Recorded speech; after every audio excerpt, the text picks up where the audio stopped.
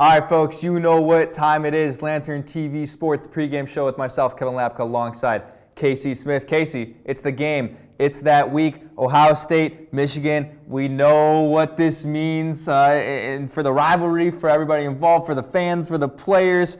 It's going to be a heck of an atmosphere at the Big House. It's a heck of a matchup. You got a top 10 matchup. It's going to be a really, really special moment. Two really good teams in a lot of areas. But specifically for you, when you look at this game, Ohio State, Michigan, what jumps out to you as the key aspects of each team and what will result in ultimately the winner of this game? I think for Ohio State, Kevin, Michigan's their secondary, they're playing lights out. So It won't be easy pickings for C.J. Stroud like it was against Michigan State a week ago, who had the worst pass defense in the country. So they're going to have to run the ball and just sort of establish that early. So I think Travion Henderson, his numbers were down a little bit. I say down, but 9 carries, 63 yards. That's a pretty solid day, 7 yards a carry. And I mean, Michigan's rush defense, they're 6th in the Big Ten, so sort of middle of the pack there, allowing 128 yards per game. And it's been hit or miss when facing good opponents. Against Ches Malusi and Braylon Allen of Wisconsin, Wisconsin was 1-3 at the time, so they were sort of reeling and they were still trying to figure themselves out. Obviously, they've righted the ship and now they're in the top 15. They held them in check, only combining for 32 yards on 11 carries. So, I mean, against Stephen Carr for Indiana, same thing, top 10 rusher. He was managed to only 12 yards on 3 carries, left with an injury early. So that's sort of where the numbers come in. Against Evan Hull, though, like I said, they've been hit or miss. Here's where the hits start coming. Evan Hull of Northwestern, 13.5 yards a carry and a touchdown added. And against Kenneth Walker, oh my. One of the best performances of the year.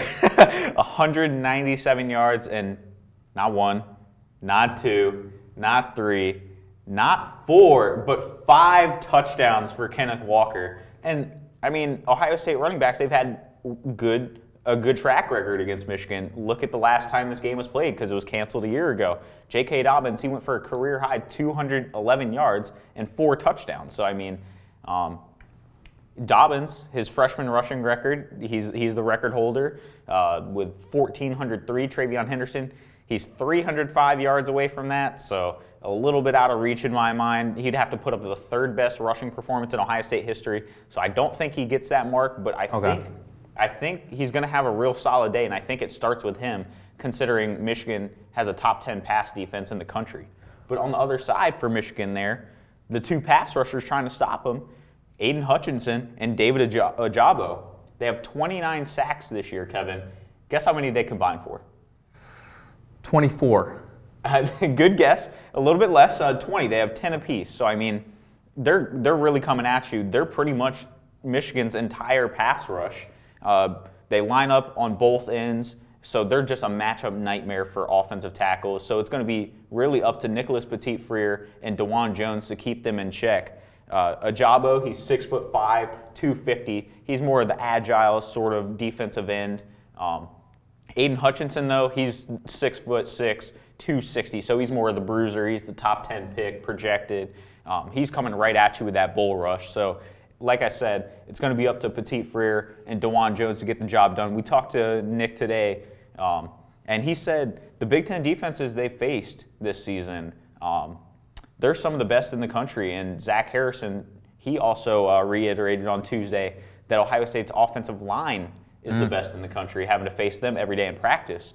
So I don't think Ohio State's offensive line has faced a test like this before. But keeping C.J. Stroud upright and creating those running lanes for Travion Henderson, like I mentioned, it's going to be the key to success. And limiting Ajabo and Hutchinson is step number 1 for Ohio State's offense. You mentioned about how this offense kind of runs through Travion Henderson, or they need to get him going to have a successful day, and that's what I resonated last week when we talked about the Michigan State preview. Is I thought this was an offense that needed to get Travion Henderson going in order for the passing offense to succeed. That he was the backbone of their offense. Every time you watch football, you want to see the running game and the rhythm of that open up things offensively on the passing side of the ball. But then you saw what happened last week. You mentioned Travion Henderson only 63 yards. He had only 9 carries, but they relied solely on the passing game. So now it leaves questions, what are they going to do this week? Because you look at the stats here now that we're going to bring up as we compare, as we do each week, the stats for each team. And we're going to go to opponent passing yards per game because that's what you mentioned is a strong suit for Michigan. 252.1 passing yards allowed for Ohio State per game, 94th in the FBS. 178.4, 8th in the FBS for Michigan. So that's 8th in the FBS in passing yards per game allowed. And now it's like the flexibility for the Ohio State offense is that they don't have to be in trouble when a situation like this comes around. Like last week, Michigan State, good run defense. They didn't have to think, they can just say, we can go straight to the passing side of the ball and have C.J. Stroud do the things that he needs to do. Now, Michigan, best passing defense in the Big Ten, 8th in the FBS. You don't have to just say, Stroud, eliminate yourself. They can just go to TreVeyon Henderson. They have the flexibility to do that on offense, but the question is, will they do that? Or will they try to keep it more balanced? Will they feel daunted by the statistics that Michigan represents and say, look, we really just need to, run TreVeyon Henderson, Mayan Williams, Master Teague into the nose of that Michigan defense, or have trust and faith in your freshman QB, who's a Heisman favorite, who's played well. This is going to be his moment. What do you do if you're Ohio State when you look at the statistics that Michigan possesses? They really hammered it home in the media availability on Tuesday. Throw the numbers out the door. This is going to be a dogfight down to the end. Smash mouth football, classic Ohio State-Michigan rivalry. Throw the numbers out, and I think just settling it on the gridiron on Saturday is going to be the key. Whether that's with TreVeyon Henderson, with C.J. Stroud, I think it's just going to come down to who's the last man standing. If it's a 15-round title fight, whatever. Yeah, and I think one of the things too is like sometimes it's just game flow. If one thing is working, it doesn't matter how good that team is at passing defense or rushing defense. If it's working, you ride the hot hand. If the hot hand is C.J. Stroud that day, you ride it. If the hot hand is TreVeyon Henderson that day, you ride it. So at times you just got to, like you said, like the team said, reject statistics, reject what you know, and then go with game flow at times. So it's going to be a dogfight, though, as Casey mentioned. I mean, these are two teams that are really hungry. It's no secret that Michigan wants to win this game after, the history of this rivalry. And after no game last year, the anticipation and the buildup is even greater than I would say it's ever been. So, I mean, you're going to be there at the Big House. It's going to be an incredible atmosphere. Just tell us your excitement and what you're expecting here from the atmosphere before, we head out of here for the final time of the year for the regular season. It's funny you mentioned that. There was a question asked in the media availability of Ryan Day, just some of the things he's heard in the tunnel walking into Michigan Stadium, the Big House, because both teams share that same tunnel as they run out.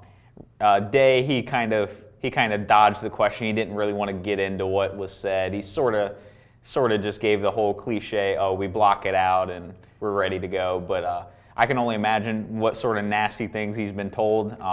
I expect it to be rocking. The student section, I was doing a little bit of reading. They're looking forward to getting some of their maize pom-poms back to sort of drown out Ohio State's scarlet and gray coming through up to Ann Arbor. So I expect a great atmosphere. But I don't know how much that'll matter because I think at the end of the day, all of the job is going to get done on the field. So I don't think necessarily the environment matters as much. The numbers don't matter as much anymore. But it's just who's going to throw more punches and execute their game plan to perfection. That's what it's going to come down to. In the words of Casey Smith, one might call it electric. So that's what it'll be on Saturday. And we'll be there as usual here at Lantern TV with the highlights for you, with the post-game analysis and the articles from our guys Jack and Jacob all over the website and all over socials for the final time of the regular season. We'll see you for a bowl game. We don't know if that's going to be a playoff bowl game or not at this given moment. We'll come back to that, but we will be here one more time. We'll be here providing you guys with more content throughout. But for the regular season, that'll do it for myself, Kevin Lapka, and KC Smith. We see you guys after the game. Take care and have a great Thanksgiving.